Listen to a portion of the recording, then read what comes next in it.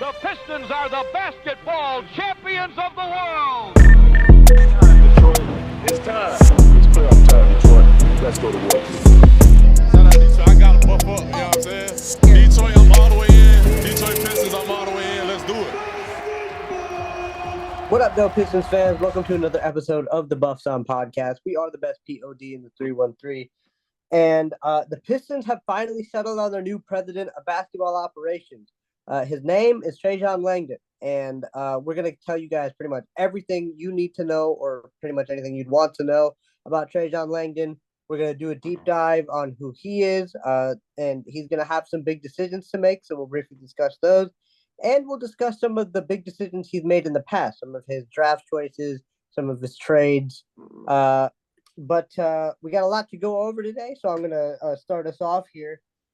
Langdon was the 11th pick in the 1999 NBA draft. He is known as one of the best, if not the best player to come out of his hometown of Anchorage. He does have one of the coolest nicknames you will ever see, of the Alaskan Assassin. But he was an All-American at Duke before he was drafted 11th overall to the Cavs. Spent some time with Cleveland before moving overseas. And he's had a decorated overseas career here. Let me see if I can pull up what he did over there.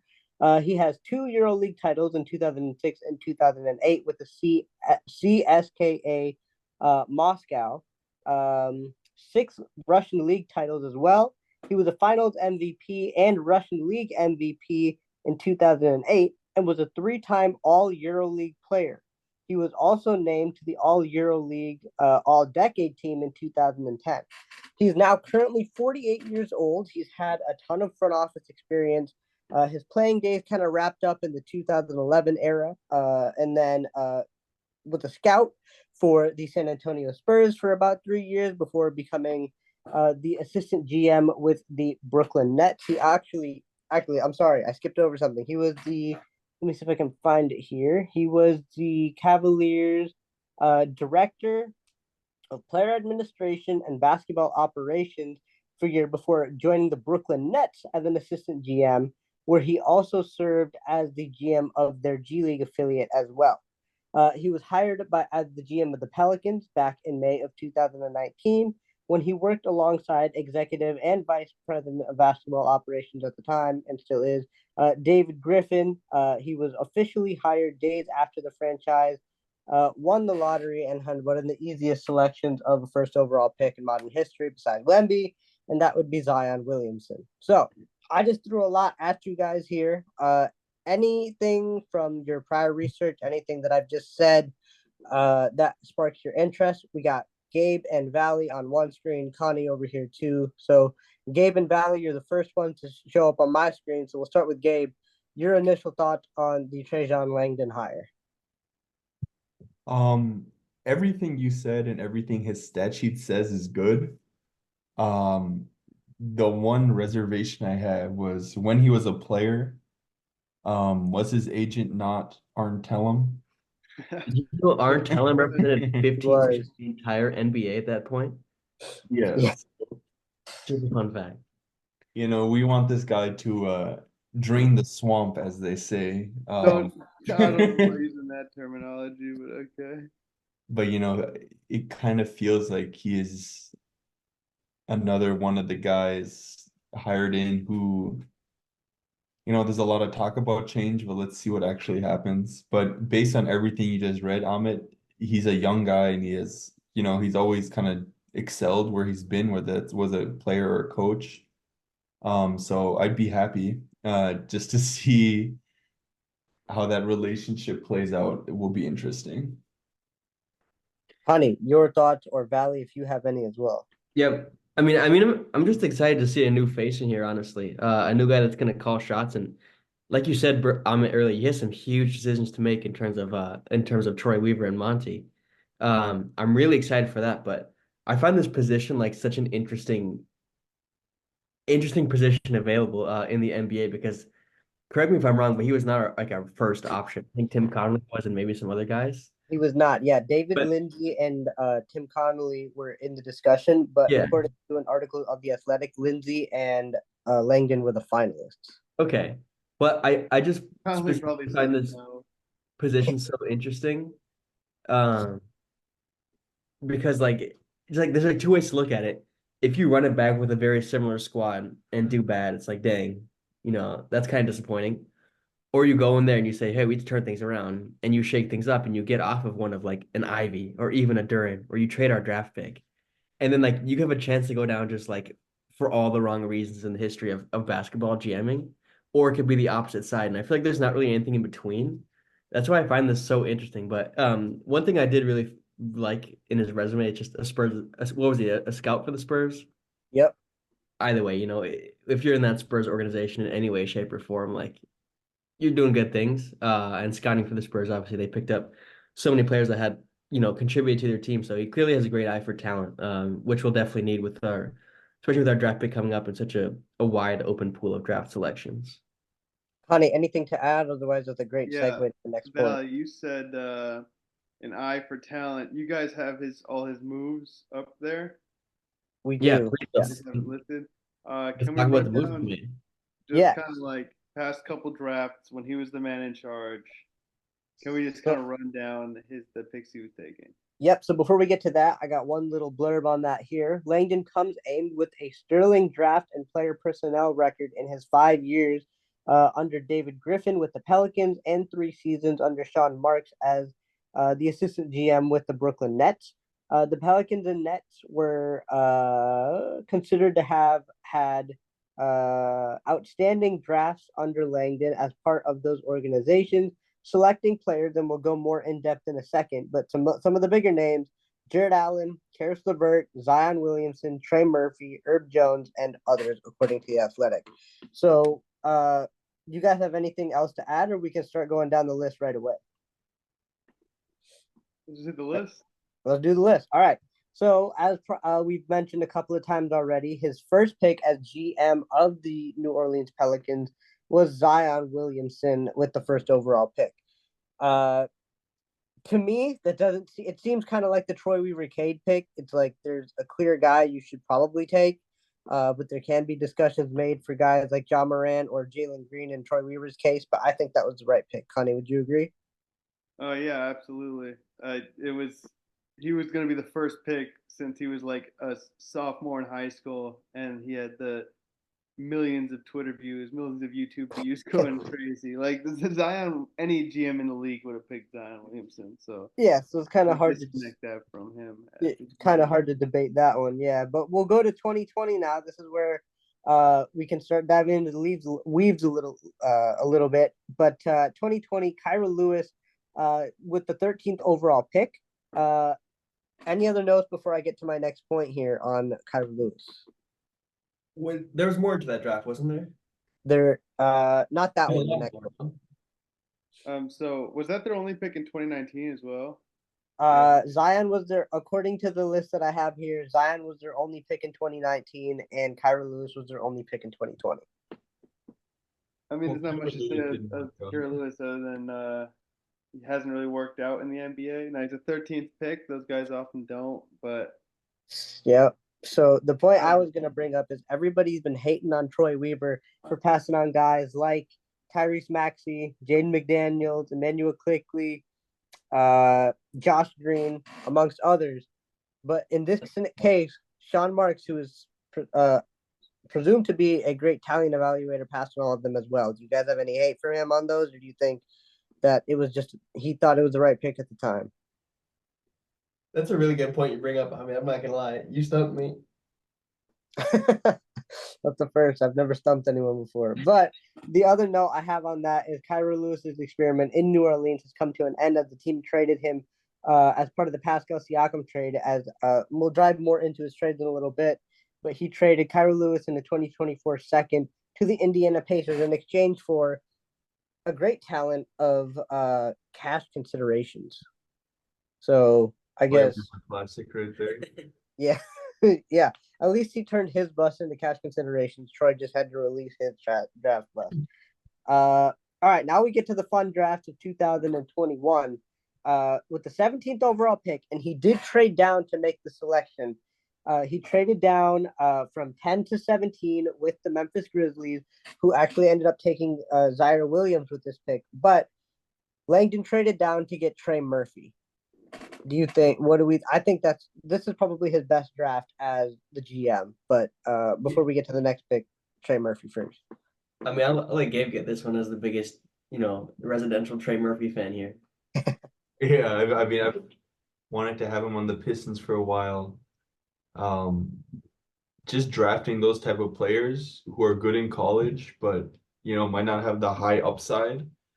I like those players, and I think more and more that would help this team rather than just swing for the fences. I mean, was it 2 years ago? Troy had his eye on some guy in the second round or something and traded down for him. That happened in the Stu draft, right? He traded. I think you're right. I don't remember who it was though. But yeah, anyway, like to be able to make those and like be confident to trade down 9 spots and still have your guy probably. You know.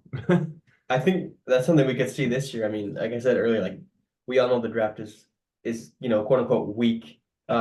Mock drafts are totally different. Like I was looking at the NBA.com's mock draft today. They have Zachary Rishier going at number 7, and then the Ringer has him at number 2. Like it just speaks in how the extreme variety we could have in this draft class, and that's where it's so important, to recognize talent, or perhaps some guys are valued higher, and maybe he will do something where he moves down a little bit to know he can get his guy at that point. I really like that trade right there. That gives me so much optimism. And if I'm not mistaken, so does the later pick in that year's draft. Yep. Connie, any notes on Trey Murphy before we move to said later pick? Yeah. Trey Murphy and said later pick also shows a willingness to draft forwards that do stuff. So I'd love those to be some additions to the Pistons as well. Yep. Another note is that the Pelicans obviously have one of the greater wing depths in the NBA. With Trey Murphy and the next guy that he selected in the 2021 NBA draft at the 35th overall pick by the name of Herb Jones. So pretty good draft right there for Trajan Langdon. Hopefully he can. I don't think we're going to find talent quite like this in this draft class, but it does speak volume for the organization going forward. Would you guys agree, or are you still thinking that we're still in the gutter here and it's going to be a while before we see any glimpse of hope? This could reject. That answers that. I still think we're probably still gutter bound. One thing you brought there, Amit, is how deep he's stocked up that Pelicans team in the wing position. An area where we significantly lack. We drafted a star, but we're still really looking for that wing. It obviously wasn't Isaiah Livers. Simone is a great player, but one person that came to my mind when I first started to do some research in Langdon's history is he obviously has a history with Najee Marshall as well, having just signed him to a deal. Najee Marshall's a free agent. Bringing in a guy like that, who was it you, Gabe, who brought him up with like many You pods didn't know ago? who he was. Gabe brought him up many pods ago as a potential free agent signing. Hey, there's a connection here. You can stock up some wing talent here. We need 3-point shooting around Cade Cunningham. I just see that as more like optimism. And you asked, that silence answered that question you just asked on it, but it does reinject a little bit of hope into the team. A guy that has hit, he's had minor misses in the draft, but for the most part, had a lot of big hits. Gives us a lot of excitement for this year's draft, and then that potential connection with Najee Marshall just personally excites me a little bit too. Yeah, and I just have to throw it out there. It's been reported that OG Anunoby is willing to test the open market, so I'm still going to hold out hope until he officially re-signs with New York. Any other notes on Herb Jones or Trey Murphy before we move on to his draft pick in 2022? No, let's go next year. All right, next year it is. This name will be familiar to a lot of Pelicans fans. Dyson Daniels with the 8th overall pick back in 2022. At the time, I really liked this pick for them. I thought he was actually going to be trying to be molded into a big guard to play along all of those other pieces, such as Zion and Herb Jones and Trey Murphy. But he's been off the bench to this point because they acquired somebody. Trajan Langdon acquired CJ McCollum. But I think Dyson Daniels was the good pick for them at the time. Any notes on Dyson Daniels? We went with Gabe and Valley first last time, so Connie, we'll start with you this time. Any notes on Dyson Daniels? I like Dyson Daniels. I mean, even with CJ there, I think he's an incredible defensive point guard. Mm-hmm. That real shutdown act that can kind of guard up positions. I don't think he's like offensively. When I see him play, he kind of sucks. At least to my eyes and what I've seen him play, and he doesn't really shoot the ball. But really, I feel like special defender type. Not a bad pick at all. I think for 8. I think that was definitely. I would consider that a success on the side of Trajan Langdon. Agreed. Gabe, Valley, any notes on Dyson Daniels? He was really good this year until he got injured. Like Valley said, I think he would have been the starter if CJ weren't there. Problem is he can't shoot. Is he more of a 6'6" or a 6'8"? I think he's more of a 6'8", from my Yeah, recollection. seems like a big dude. Yeah, then the player profile that you kind of see taking shape here of who he likes drafting. Defensive guys who are, wing size. If that's any, a looking glass into this draft, there's a few guys that fit It's the gonna be mold as Ron well. Holland. Yeah. Any other notes on Dyson Daniels before we move into? Oh, he had one more pick in 2022 of EJ Liddell with the 41st overall pick. I really liked him too. I really like these picks that Trajan Langdon has made. They're guys that I've liked. I don't think they would be good fits on the Pistons because of what I recall. Like taking Dyson Daniels at 5 wasn't the right move. EJ Liddell I would have loved because I think we had a pick around that area. But do you guys know anything about EJ Liddell? He was the big from Ohio State, wasn't he? Yeah. Which further goes on like the point of like what Gabe pointed out with Landon's track record of drafting guys that were good in college and might not have a really high ceiling, but their floor is pretty high. Obviously, I don't know. I don't think Liddell has panned out whatsoever. He's been injured. I think He's been injured. He hasn't played in the NBA yet. Either way, but like it shows his tendencies to dip into those like solid college players, which those players often get overlooked. Which will be a point I'll have to bring up when we're talking drafts in a bit. Sounds good. Connie, any notes on Liddell before we move into 2023? No, nothing other than he fills that same archetype. 6'7", 240. Big win.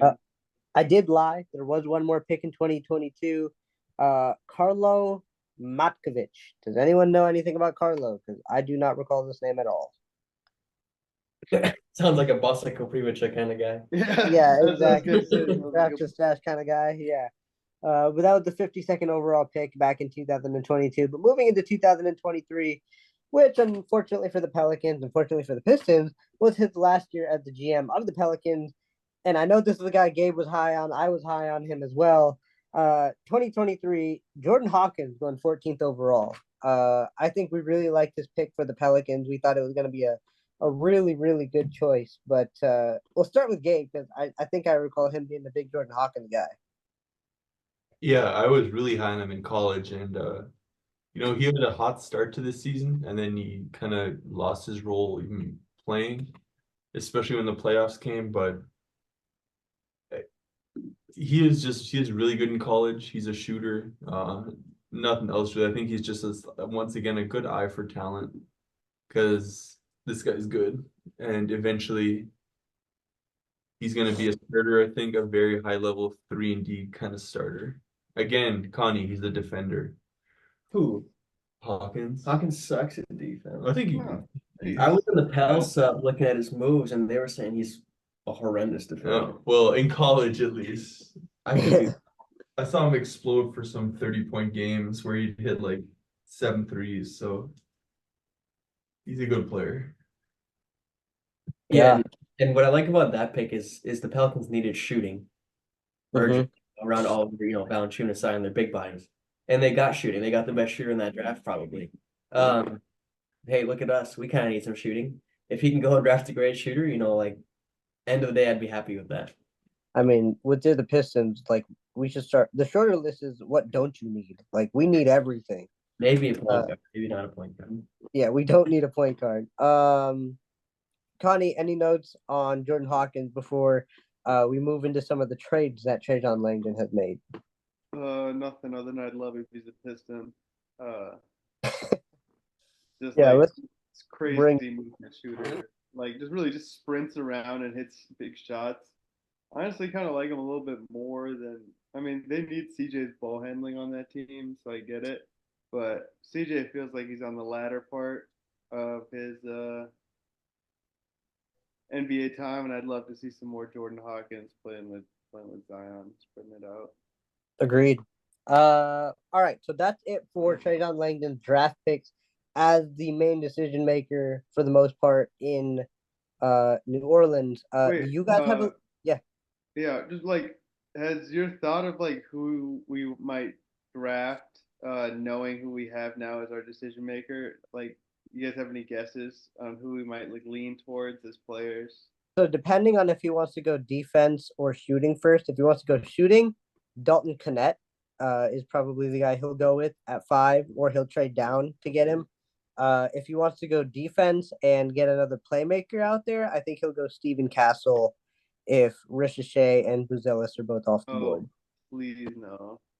I think he's gonna be a good Jumper looks player, so but bright. like we're talking about a guy that shoots like 25% from the 3-point line. Yeah, but so did Buzelis, if you want to make that argument. So it's kind of like a lesser of two evils here.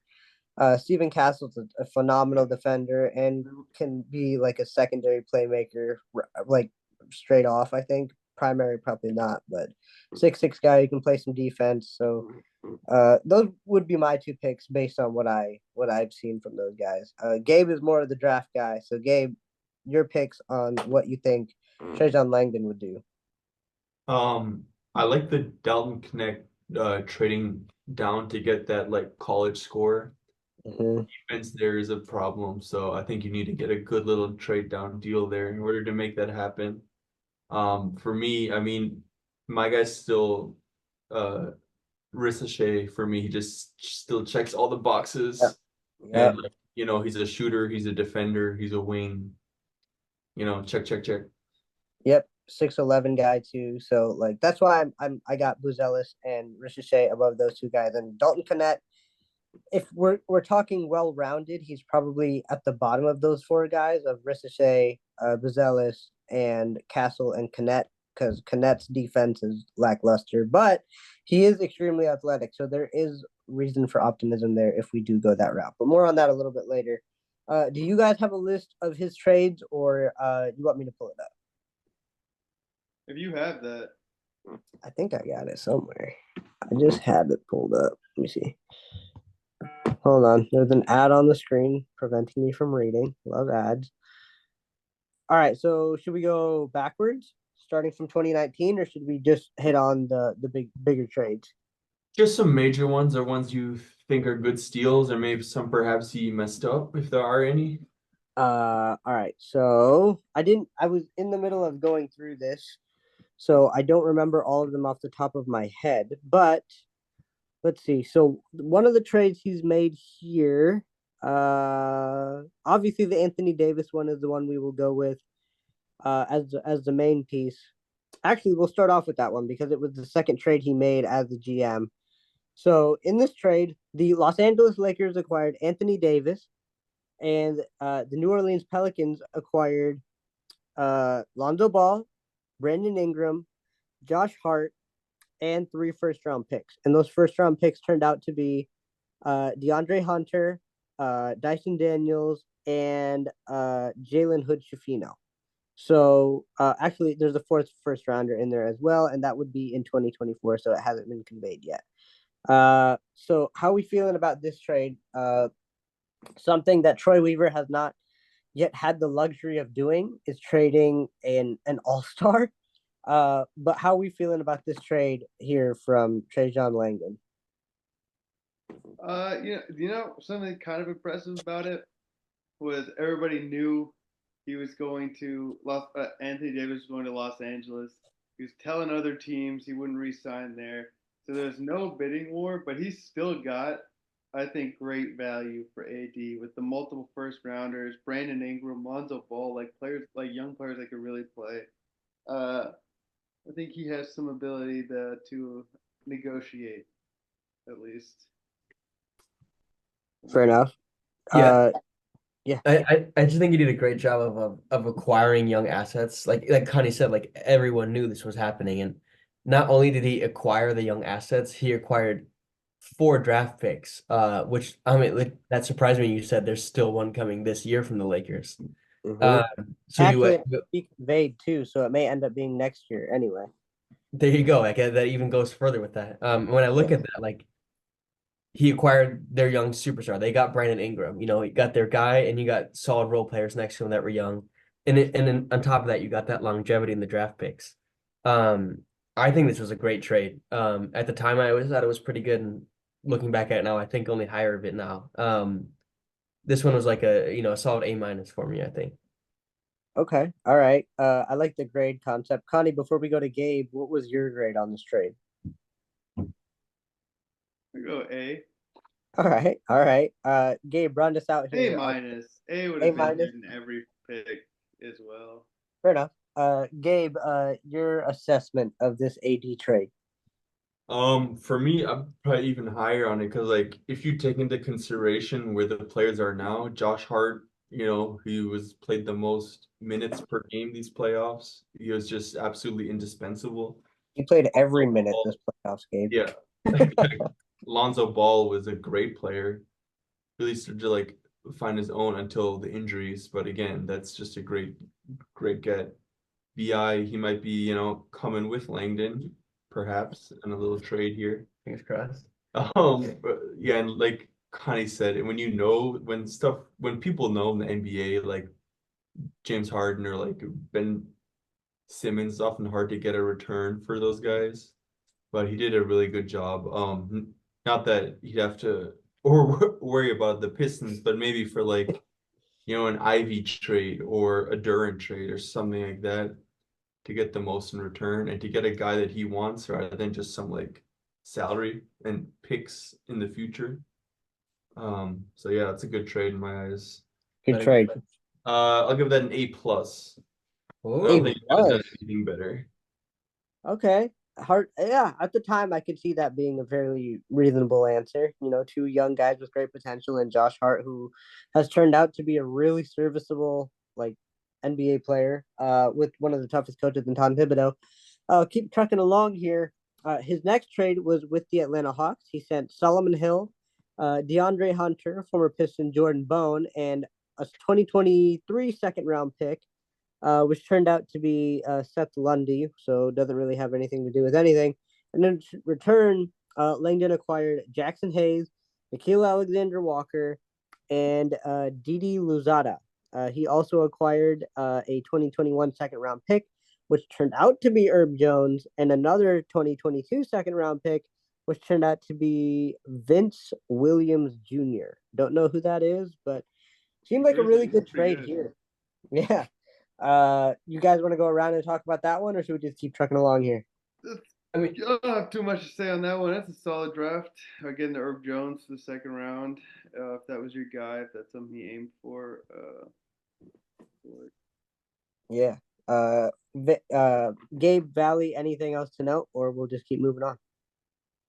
Not a ton. I mean, had that not ended up as Herb Jones and kind of a nobody, then I would say it's a Weaver type deal. But when you're looking at it as he gets Herb Jones, like I see that as an A.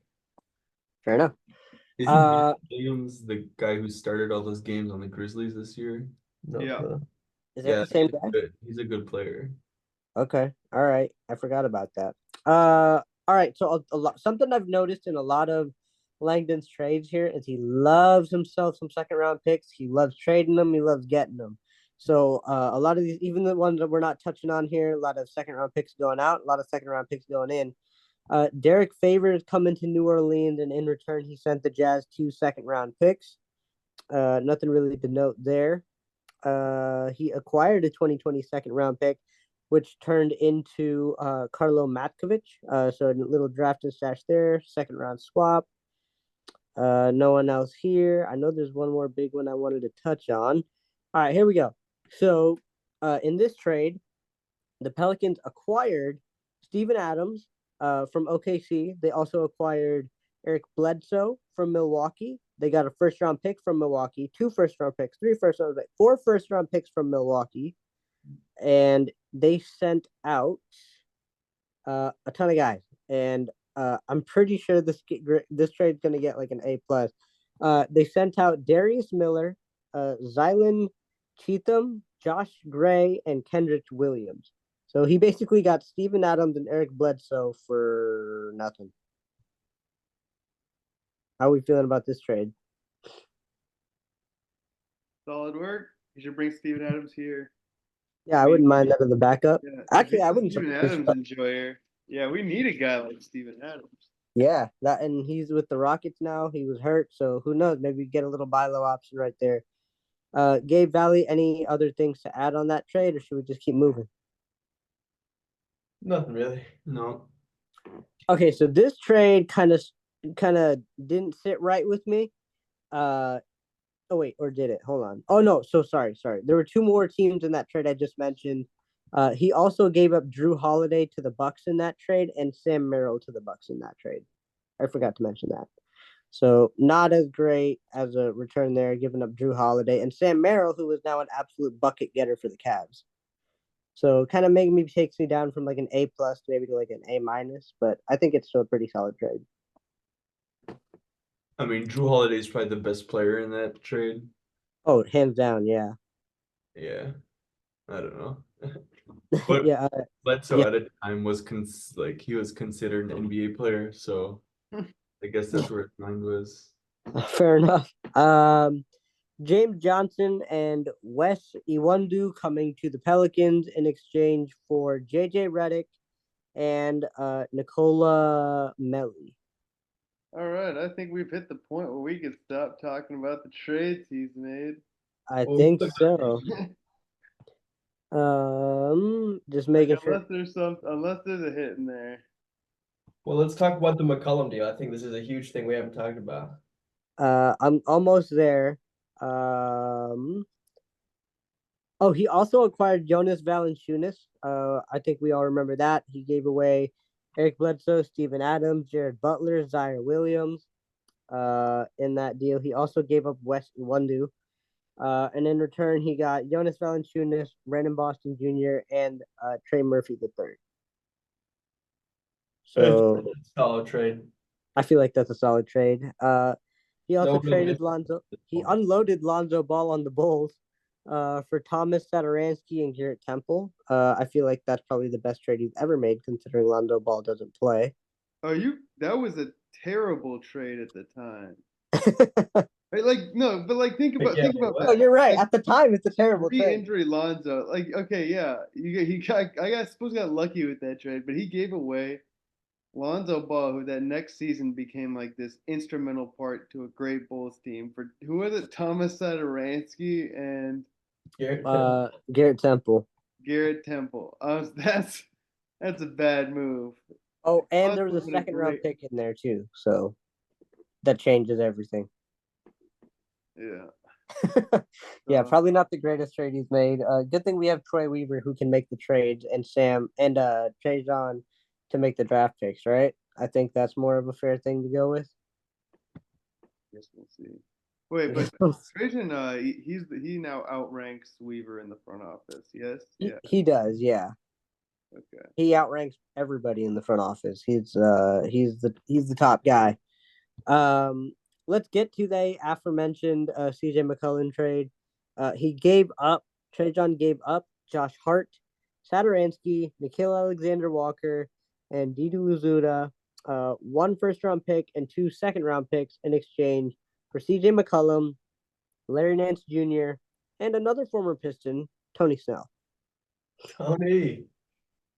I don't know. I think when I've heard discussions about this, I think this is the most generally a negative point of his career, or the most negative move he's made. However, I kind of disagree. I kind of give this a B+ range trade for me.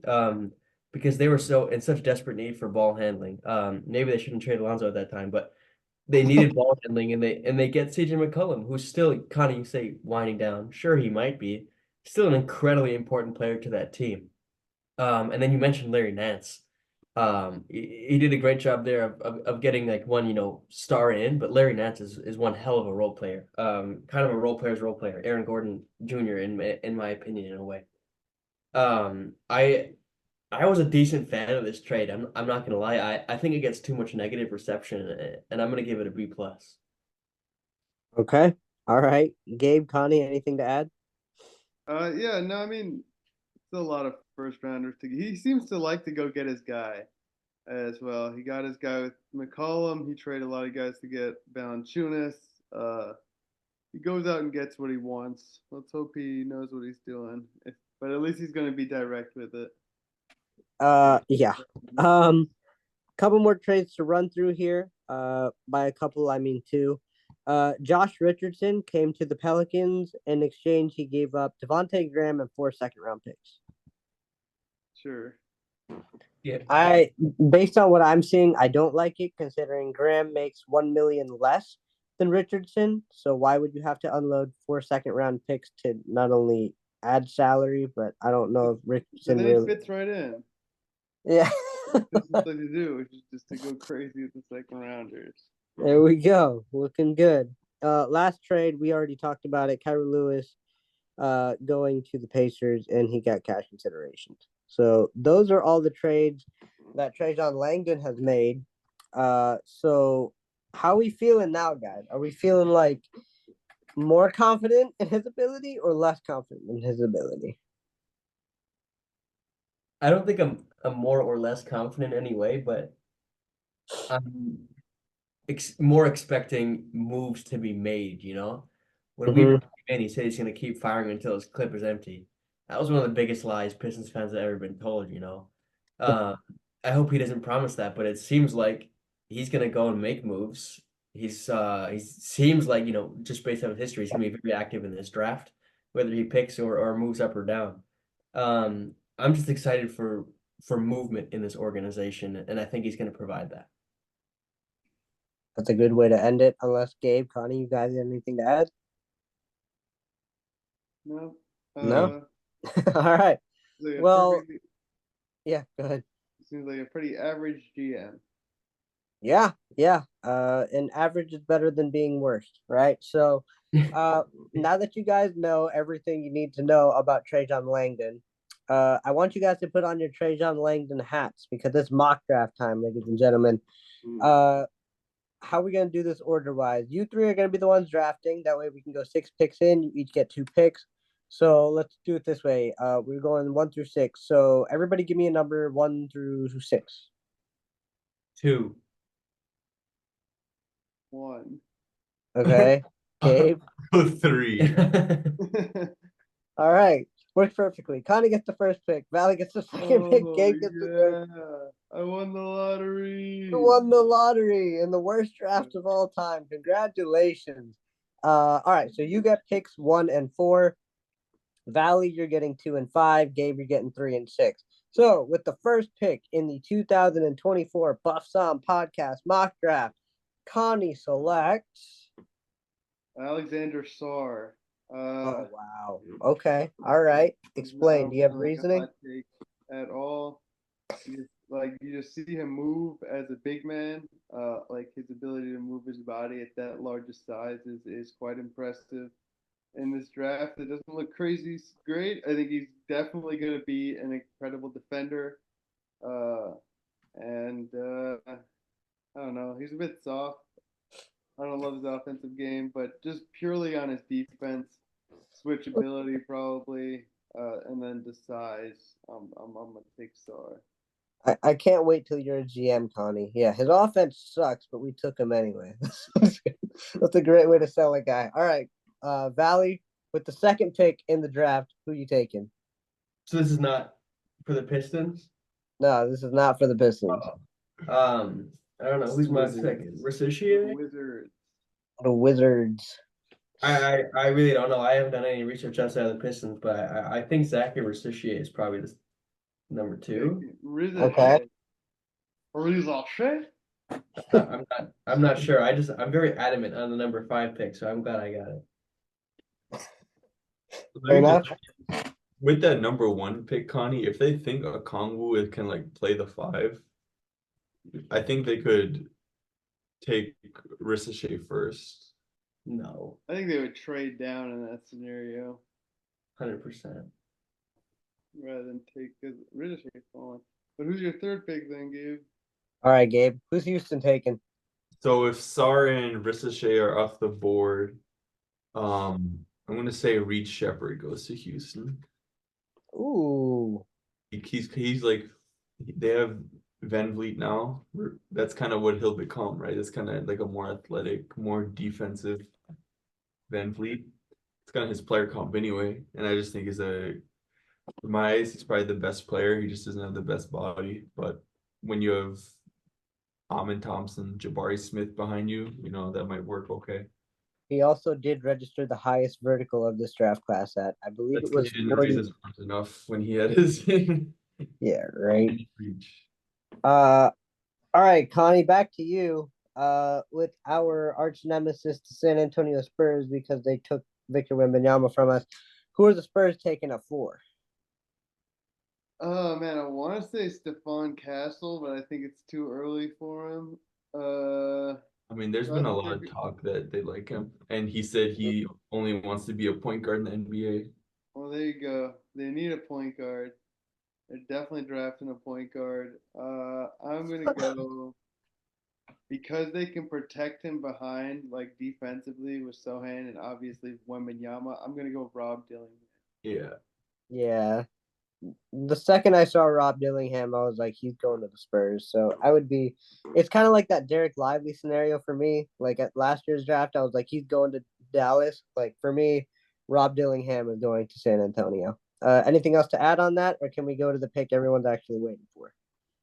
Number I 5. think Dillingham, I think, reminds me the most of Kyrie. I think he's the best offensive player in this draft by a mile. Ooh, He Reed Shepard has that tag for a lot is of to people. be 6'1" and like 160 pounds. So Yeah, if Reed Shepard was like 3 inches taller or Rob Dillingham, that's probably your 1-2. All right, Valley, shock the world. Who are the Pistons taking at 5? I'm not gonna lie, I centered all of my research on just doing who the Pistons will pick at 5, not according to this mock draft, but according to this mock draft. Seems like everything's pointing towards Matas Buzelis, who I have not researched about, other than I know he's a really bad 3-point shooter, even though he was good from a high school line. Um, that move, I would really hate it. I'm not gonna lie. Um, I would just be upset, like we talked about not needing more project guys. We need guys that are ready. Buzelis is the definition of a project guy. He shot 24% from deep in the G League. That's pretty bad. 27%. Oh, sorry, my in the apologies. G League. I misread. And that was also a pretty awful, awful team. Yeah, and he was also a really bad free throw shooter too, which is not a good sign. I think he was like 74%, Which is not. It's not great. Um, I don't know. I would love to have the opportunity to pitch Reed Shepard to you guys. That was the guy I'm fully sold on. My heart is so set on if available. But in this situation, I'd say Buzelis. We'll come back to you on the Reed Shepard talk. Gabe, any notes on Buzelis before we give it back to you for the 6th pick? His jumper does look nice. Like Stephon Castle, his jumper looks completely ugly and broken. You know who he reminds me of, Buzelis? Not from Hmm. watching game highlights or anything. Just gives me Henry Allison kind of vibes. That's just because he's a white man, bro. He's a power forward. He's supposed to be a shooter that can't shoot. He can use his body well. Dallas is much more of a ball handler guy with a little bit He of can't pop. handle it. Yeah. Man, Henry could handle it. He can handle it a little bit. He's tremendous as a He's help. also a really good defensive player, which would be nice. And he's huge for like he could play the wing at like what 6'11". 6'10", 6'11", yeah. He's like 6'9". Let's not go. He's 6'10". In shoes. In shoes. Okay, sure. But yeah, he's gotten bigger. He said he wanted his player comp to be Jaden McDaniels, so I've drank the Kool-Aid on him. I would not be mad at him. Unless Rugger somehow falls to the stones, then we need that guy. Yeah, but we got Trajan Langdon making decisions now, so he's probably going to take someone that we're not thinking about at all. So we should prepare to be disappointed as our first impression. Well, of course. Pistons fans. That's gonna live. Pistons fans, we're always depressed. Gabe, round us out with the sixth pick before we send it back to Valley to hype us all up on Reed Shepherd. Oh, what team is that, number 6? The team that is at number 6 is Charlotte Hornets. Charlotte Hornets. Charlotte. I feel like they're a Ron Holland type of team. You're so right. Between LaMelo and Brandon Miller there. He can't shoot, but man, this guy, I think he's gonna be a good player. He's got the energy and the defense and drive. Like I feel like a lot of times they don't care about playing basketball, and Ron Holland cares. Who's they? The Hornets? Yeah. Ron Holland's motor is absolutely insane. Yeah. And real quick, if the Wizards at 2, I think they might take Klingon, big man from UConn. Yep. They take him. I think Ricochet might drop to 5, which if he's available would be my go-to pick. Yeah. And when we talk about Reed Shepherd again, for me. All right, back to Reed Shepherd. Valley, hype us up on Reed Shepherd. What'd you get again? If both of those guys are available, Shepherd and Ricochet, that's like the most difficult decision I think the Pistons can make, or at least for me. That's exactly what I was thinking in my head. I was thinking about my big board list. And my big board list, number 1 is Reed Shepherd, number 2 is Ricochet. Reed Shepherd, man. Let me just tell you something about Reed Shepherd. First of all, both of his parents, Kentucky basketball players. His dad, Jeff Shepherd, 2-time national champion, and won the Final Four MVP in '98. Short stint as a professional before retiring early. Also, just like Reed Shepherd, one of the fiercest not like Reed Shepherd, but he was one of the fiercest dunkers, and like Reed Shepherd was incredibly athletic. That's passed down right to him, but he retired in 2001, just a 4-year playing career for him. Really focused on his family. I read an interesting article about that, and he has such a passion for coaching his kids. Is why we see Reed Shepherd play the way he is. But we talk about needing a guy that's ready, a guy that's going to impact this team right away. Reed Shepherd shot 52.1% to lead the entire nation from deep. 52.1% from deep. And that's a lot of pull-ups. A lot of pull-ups, and I think a lot more. He'd get a lot more catch and shoot opportunities. Because we saw him play next to, it was Dillingham, right? He played next to another creative point guard who was ball dominant. Therefore, I see that fit next to a way better point guard and play overall. Cade Cunningham, a lot easier. Hold on, I got a few points on here I'd like to pull up on him. I think his skill set is just ready to contribute to the NBA. He averaged, 4 boards, 4 assists a game, 2.5 steals a game. So he gets in there defensive end. He can hold his own despite that somewhat smaller frame, especially with that athleticism. I think he's just ready to start and help right away. He'd be such a great sidekick next to Cade. Many moons ago, I said I wouldn't be mad if we swapped Ivy for Peyton Pritchard. I see this as an elevated Peyton Pritchard kind of guy, who just contributes to winning basketball. Being around basketball so much, he has an incredibly high basketball IQ. One of the things scouts, praise him the most for is his just knowledge of the game. And just looking at this from our starting 5, I think you get a complete swap there from Jaden Ivey. I'm not saying Ivey has a low basketball IQ, but I'm saying Shepherd has an exceptionally high one. And Ivey himself turns the ball over a lot, or does plays that leads to turnovers. I think that's 4 or 5 possessions you're just saving there. On top of that, instead of having a bad chuck-up three-point shooter, you now have one of the most efficient three-point shooters in the world on your team. I just think this fit is so seamless. Even with Ricochet, there's a few question marks. Like, what? Does Simone drop out then? Does Asar drop out then? I just see it so clearly with Shepherd. You have the opportunity to bring him off the bench and continue to start Jaden Ivey, perhaps. Or you can start him right away next to Cade Cunningham, and instantly you add so much shooting to that team, and you have the potential to play him alongside Simone Fontecchio. Now you've got 2 dead eyes who won't hesitate to shoot the ball. I think that just will open up the floor tremendously to us, and to Cade especially. Bravo, Valley. That was a great analysis right there, Reed Shepherd. Thank you. Kind of got me hyped up a little bit thinking about options in this absolutely atrocious draft class. But between Castle, Bazelis, Ricochet, and Shepherd, I think one of them will be a Piston, or Dalton Connect. of those, what I think, 4 or 5 guys, one of those guys is going to be a Piston. I wouldn't really be mad at any of those guys, but I do think that we trade down for Knet, in my opinion, based on Langdon's history. Any other notes before we wrap it up with some of the decisions that Langdon's going to have to make?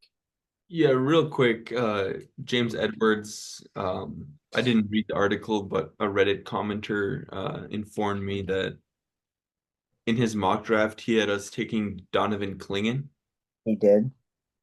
and moving on from Jalen Duren.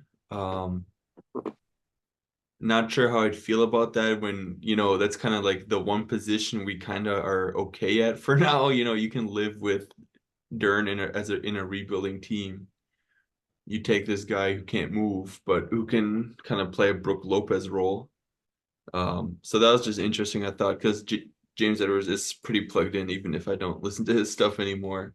Yeah. And then I think, Ahmed, this is what you're going to move into next, but he also had a large implication on a couple of guys in our front office and on the coaching staff. Yeah. You're probably going to be next. Keep running with that, because that's kind of where I was going to move into. What do you got to add on that? Yeah, Edwards heavily implied that Troy and Monty would probably be gone. He didn't explicitly say it, but he had some specific wording and choice words to say that these two guys are, that's the first thing that the new GM will be looking at. Good news for Pistons fans. Yeah. Yeah. And keep going. That's You just walk around making $10 million a year to do nothing. Yeah. Great for Monty to get fired, man. He's just gonna live his life. Yep, I was just gonna bring that up. If the Pistons do decide to fire Monty Williams, Tom Gores has already said that he will eat the remainder of that contract, which is about $67 million right now. Oh, good for him. Good for him. All right. Any other notes on Trajan Langdon or the upcoming draft class before we get on out of here? Yes or no? Is Troy and Monty gone, or one of them before the draft? No. Ooh. Before the draft, somebody's gonna have to go. I think one of them is gone before the draft. I changed my mind. I think Weaver's gone. I think Monty stays at least for a significant part of this upcoming season. Well, we got a month. We got a month. A month away. Month away. All right, Pistons fans, thank you so much for listening to this episode of the Buff Sound Podcast. Make sure to follow us on all social media platforms. We've hit triple digits on YouTube, so help us keep on climbing. We're at about 104 as of the time of this recording, so head on over there, subscribe to us there, follow us on all of our social media platforms. I've been posting some pretty funny memes. If you don't believe me, go over, check them out, and let me know that they're not funny. So thank you guys so much for listening, and how'd you end the last one, Connie? Throw the buffs on if you don't want to see what's happening.